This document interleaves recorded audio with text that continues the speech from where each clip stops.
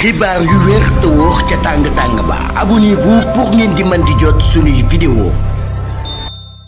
dal leen ak jàmm seen chaîne bi di Buzz 221 HD kii di Moulaye Cissé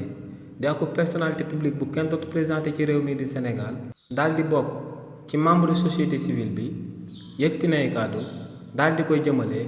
ci initiative yi nga xam ne nguur gu bees gi daal dinañ koy engagé ngir toppalu kii di président Macky Sall ngir daal di koy traduire en justice ci réewu Sénégal si li ni mel kii di Moulaye Cissé ne bu ñu waxantee dëgg réewu Sénégal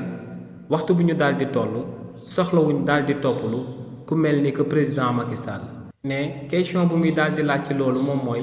réewu Sénégal bu amalee li ni mel lan la ciy daal di gagné réellement ne lu leer ba am moom mooy que ne actuellement économie la régime bu bees bi war a daal di wax waaye ne dañoo daal di sonn ci topp gi nga xam ne moom lañ koy daal di topp te topp googee du jëriñ dara réewu Sénégal. kàddu yooyu kooku di Moulaye Cissé daal di yëkkati nag beneen question rek lañ ko ciy daal di laajaat te moom mooy ndax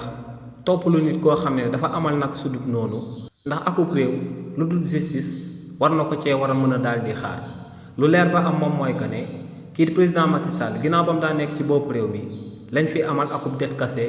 te waa FMI daal dinañuy firndeel li ni mel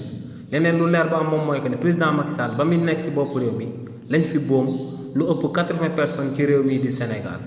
léegi nag Sénégal yi seen wàllu bopp moom bu fekkee ne moom Moulaye Cissé bokk ci na xam que ne ñu ëpp ci Sénégal yi dañoo bëgg justice daal di am ci réewu Sénégal te buñ ne justice bàyyiwut président bàyyiwut ministre bàyyiwut baadoola bàyyiwut sàcckati ginaar ñépp lañ war a daal di yemale ci kanamu yoon donc képp ku fi amal akub ñaawteef ñu dem ba daal di gis ñaawteef boobee lu war autorité yu bees yu fi daal di nekk lu war yoonu réewu Sénégal moom mooy kookee ñu jël ko daal di koy teg ci yoon. xibaar yu wér te wóor ca tàng ba abonnez-vous pour ngeen di mën di jot suñuy vidéo.